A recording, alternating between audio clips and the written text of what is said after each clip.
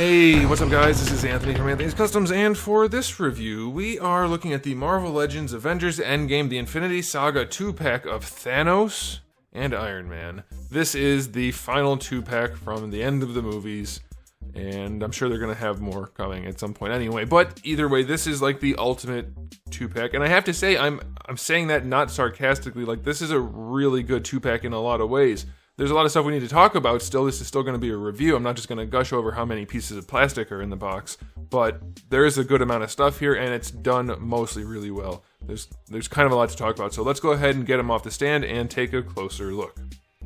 Okay, so Iron Man stands just about 6 3/4 inches, just shy of that, which is going to make him pretty close to 17 centimeters. Thanos, much larger, stands to the top of his head just about 21 centimeters, and that will make him about 8 1/4 inches. You can see the size comparison if you didn't see it in the very beginning. There is some definite size to the one guy, and the other one's not bad. Okay, so before we get into this question of the day, how do you feel about the MCU? For me, with all of the main characters basically not in it anymore, I just don't care at all. Like, I haven't seen a single thing since Endgame. I just don't care. I'm sure there's still some good movies out there. A lot of people like Shang-Chi and that kind of thing, but I just don't care personally, so I haven't been interested. Okay, you guys can let me know how you feel about it. All right, not collectible-wise, but if you want to talk about that too, you can do that. But I'm talking about specifically the movie universe and now TV shows. All right. Well, let's talk about the aesthetics. We'll start with Thanos on this one. The sculpt is a little bit muddy. It's not the cleanest sculpt, no pun intended. The chest obviously has all the battle damage, but it's just like all wrinkly looking with gray spots. Like, you can't really tell what you're looking at, so that is a bit of a bummer. It doesn't look like armor that's dinged up. The paint job's real sloppy, and the sculpt isn't too much cleaner. It's good enough. It's definitely fine, and a good paint job would help a lot. But I think it could definitely benefit from a little bit more specificity in both the sculpt and the damage paint job. There is no shading on the arms, so he's very much just flat purple. I think the sculpt on the arms is also very soft. Like, I know he's not supposed to be cut, but there's very little actual muscle definition. It looks like a rough sculpt. It's fine because there's not much there, and again, he's supposed to be fairly like beefy, not ripped. But still, a little bit of a cleaner sculpt I think wouldn't hurt. The gauntlet also, it's a little bit of a soft sculpt. It does look kind of beat up still, but it's okay. The paint job's okay. The gems on there, the Infinity Stones, are just, some of them are like flat. Like this one back here is a flat paint. Actually, most of them are flat. They don't have any gloss to them, and they're definitely not like sparkly or anything. I think a little bit of metallic paint would have gone a real long way, Hasbro. I mean, the Infinity Gauntlet here is kind of like the thing. That's kind of the big deal, and the stones look terrible. So that's kind of a bummer. But we do have some nice silver paintwork in there. Overall, the paintwork is nice. There's more than usual. I like that. And his metallic gold is molded in marbly plastic, but I think that's okay in this case. So generally, it looks pretty good. Let's look at the face that's on him right here. His eyes are jacked. Mouth looks good. Sculpt is nice. A little bit of wash in there, but I can't really tell what's going on with his eyes. It looks like tampography that's just... I'm not sure. I actually can't tell what's going on. It looks like they're maybe just smudged, or it wasn't opaque enough. I really can't tell. It doesn't look great. But the sculpt is nice, and the helmet looks good. So aesthetically, he's good. He's not perfect, but he's good enough. I'm happy enough with it. It just could be a lot better, and those are the ways it could improve. Alright, as for Iron Man here, I think this is one of the best looking MCU Iron Man figures we've seen in a long time. The darker gunmetal-y bronzy color that's in here is nice and clean. The transitions from that to the red and from that to the gold are good basically everywhere. And we have a fair amount of paint along the back, down on the legs, the arms, the hand. Like, it's all over the place, and it's really clean. The torso, the main areas, very, very clean. The arc reactor there looks really nice with the blue and white. The eyes are basically just white. I think we could definitely benefit from a black outline, at least along the top, but it still looks really good. The helmet is nice and clean. It's all one piece, so it's painted. We don't have a separate faceplate, and they still have it nice and clean. Very, very pleased with that. From an aesthetic standpoint, I like the paint. The red it's all molded, so it's okay, but it could be better. Like, it's a little bit drab looking compared to this really nice metallic gold. And then for the hands, they did not paint the repulsors. On any of the hands, they're not painted. That's a big bummer for me. But otherwise, this guy does look good. His sculpt is pretty good. He doesn't have a huge crotch gap like we normally see, so that's nice. The proportioning's good everywhere except his arms are just a little bit lanky. It's not too much though, and it's way better than having stumpy arms, so that's a good thing. I like it a lot. The shoulders are nice and sizable, so that's good. Yeah, it's good. I like everything aesthetically speaking for the most part. I don't like the articulation aspect of the gap for the head here, which does hurt the aesthetic some, but we'll get into that more a little bit later. But yeah, these guys are really, really well executed from the aesthetic standpoint. I'm going to give it, for Marvel Legends, 8.5 out of 10. We have seen some cleaner work, some nicer work. No, you know what? I'm going to go 9. 9 out of 10. These are pretty damn good. There's a decent amount of paint on here, and it's all fairly clean. This is just a little questionable here, but all in all, it's pretty good. Now, as far as accessories go, we'll start with Thanos. We do have the helmeted head, obviously. Then we have the stern head, the happy head, and then the sad head, so plenty of options there. For his hands, for the Infinity Gauntlet, we get the fist hand with the gems, and then we have the snapping finger hand with no stones. No other hand for the other side, just the one gripping hand for holding his helicopter blade. For Iron Man, we have the helmeted head, obviously, then we have the regular Robert Downey Jr. head, and then we have the beat up one. Those are both executed extremely well. For the hands, we have the 2 fist hands, then we get 1 snapping hand with the stones, 1 gripping hand, and then we have 2 repulsor blast hands. No painted repulsor hands, just the ones with the peg holes to receive the repulsor blasts that we do get. We also get his letter opener of doom, or whatever you want to call this thing. That's really cool with the transparent blue and the red paint. I like that. And then we do get his little toboggan that he holds up on his arm. It's a little cumbersome and bulky, but it's a really nice translucent blue plastic, so I like that. And that's it for accessories, which sounds like, I mean, it's not a lot, but no, that's a lot. That's a whole bunch. I am thinking we're still missing some just painted repulsor blast hands for poses where he's not yet firing. That's a bit of a bummer. And a fist hand for Thanos would be okay on his left hand, but not necessary. So I'm still going to go 9 out of 10. That's a good spread of accessories for a Marvel Legends 2-pack. Now, as far as articulation goes, we're going to start with Thanos, and then we'll move over to Iron Man. All right, so the head is on your standard hinge and ball peg combo, and it moves around pretty well. Like, that's going to be enough, I think.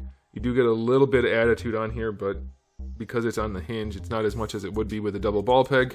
They really should implement their double ball pegs that they've been doing, but that'll be fine. That works well enough. For this shoulder, you can get it up almost horizontal, so that's all right. You get your rotation, of course, where this isn't. And then you get a giant elbow hinge, which actually gives you a little bit better than 90 degrees, and you get your bicep swivel there. There isn't one up here. It'll be good enough. I definitely prefer, like, if he had standard arms, especially if they were going for the single joint to not have a bicep swivel. The sculpt should be a little bit cleaner, I think. Personal thing. You cannot rotate the gauntlet, which is a big bummer for me, but you do get rotation in the hand, and it has the vertical joint, which is what you should have for a melee hand like this for holding his helicopter blade. So that's really cool. But not being able to rotate the gauntlet with the hand is annoying, because you don't actually rotate the wrist when you rotate your hand. You rotate your whole forearm. And especially with an action figure, that's going to make posing difficult. So that's definitely a bummer. It is a separate piece, just can't rotate it. Or at least mine can't. Maybe yours can, but I don't think so. For this side, we have significantly limited shoulder. Well, I shouldn't say significantly. It's more limited, but it's not too bad. Of course, you get your rotation. Elbow's the same. And then you cannot rotate this gauntlet either, but you don't really need to as much. Although, yeah, to do the snapping thing, it's dumb that the gauntlet doesn't rotate, because then it looks goofy. Gauntlets should rotate. That's just kind of like a thing for action figures. They should always rotate. Alright, ab crunch goes back 1 notch, gives you pretty good range and a nice smooth curve. That's nice, no pregnant belly there. Leans forward a little bit, not a ton. It'll be enough. It's okay. There is no waist twist. For the hips, these parts are soft, but not that soft, so let's see what happens. Going out to the side, yeah, you get pretty good range, better than 45. I like that. Going forward, yeah, it gets pretty good range. You have to kind of finagle the armor around his hips, but yeah, he can kick. That's horizontal. Goes back just a touch. You do get a thigh swivel hidden by the armor, so that's nice. Standard double jointed knee should work just fine. Yeah, it does. They did a pretty good job with that. I am pleased. That is good. And then for the ankle, it's a full-on ball hinge. It's not quite a ball, but it's basically a ball hinge. It goes pretty far back. Not very far forward. That's kind of a bummer. and you get an ankle rocker, and you can shift it around a little bit on that ball hinge to make it nice and squared up, and that's good. And you get decent range out of that ankle rocker. So his articulation's solid. It could be a little better here and there, but it's definitely good enough. I'll do them individually for these two because they're so different. I'll give him an 8. That's a pretty good batch of articulation. Nothing crazy, but it's going to get the job done. All right, as for Iron Man here, we do have a double ball peg neck, but they made a giant gap in it by putting the ball peg way too high up in the head. But it's still functional, so you can lean side to side like that. You can rotate, of course. You can rotate and lean, and that's what I love about the double ball peg. You get so much more nuance in your posing. The way they executed it, though, he can't look up for crap. That's not good. They're doing double ball pegs now. I'm happy about that, but they really need to work on where they're actually sticking their balls.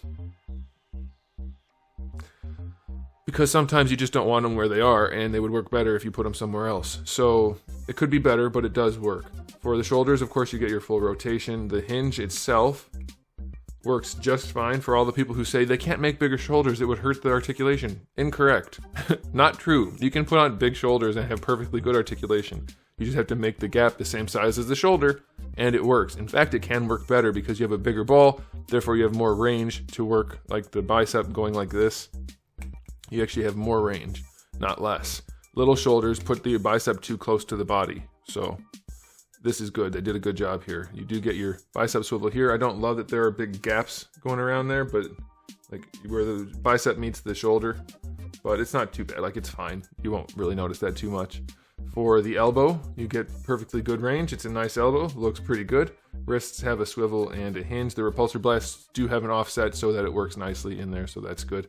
Diaphragm joint does lean back, so you can put him in a flight pose enough, but you do have to really crane his back all the way back. And then going forward, very little range. I don't know why that's happening these days. You get a little bit side to side, and of course you get your rotation. There could be so much more range in this torso than there is, but it'll do. It's okay. For the hips, they're just standard hips. They go out to the side far enough, not full-on splits, but that's better than 45, so I'll take it. Going forward, not as much. They're a little bit more limited. The hinge should be in a different, or the pivot should be in a different position, but it'll do. I did lie earlier. There is a little bit of red paint here and there, so that's good. I mean, it looks good enough that you can't really tell unless you look up close. So where they did paint the gold and mold the gold and paint the red and mold the red, it does line up well enough. I do actually believe the biceps and thighs and knees are molded in gold, not painted. But they did a really good job. It kind of looks like and feels like there is paint on it too. So maybe they molded it and painted it. That's kind of what it seems like here. Anyway, double jointed knees work nicely. I do think they molded and painted the gold, which means they really went above and beyond, and I like that. Good job, Hasbro. And then for the ankles, they do go far enough back. That's fine. They go a little bit forward, and they have an ankle rocker. No rotation in that ankle, though, so it's going to stay kind of steep. So it's not the best, but it's definitely good enough. It'll do. Could be a lot better, but it's not bad. I'll give it a 7. There's nothing crazy going on here, but I like it mostly, and it's going to get your basic posing done, so that's pretty good. So for the two of them, you know, it's not a bad batch of articulation. Okay, time for the final verdict on this 2-pack. I think it's one of the better releases Hasbro has put out, especially for the MCU. But even like comparing it against Ironmonger, this is a much better 2-pack. Ironmonger was lacking all kinds of detail. Now I know this reused some more parts and that kind of thing, but the Jeff Bridges figure was basically a throwaway. It was just a suited body with a new head. So I feel like the Ironmonger could have benefited from some more detail, some love and care. This has most of that love and care put into it. Could be a little bit better, but lots of accessories, good articulation, good paint. I'm gonna give this I'm gonna give this 2-pack a final verdict of 9 out of 10. One of the better things I've reviewed from Hasbro in a very long time. I like it a whole bunch as a regular person and also as a reviewer. You guys can let me know how you feel about it in the comment section below. Thanks for watching, guys. If you liked the video, give it a thumbs up. If you didn't, give it a thumbs down. Those do still matter. And if you haven't subscribed, you might want to. I have new videos almost every single day and thousands already on the channel, so make sure you come back for all of that. In the meantime, keep collecting.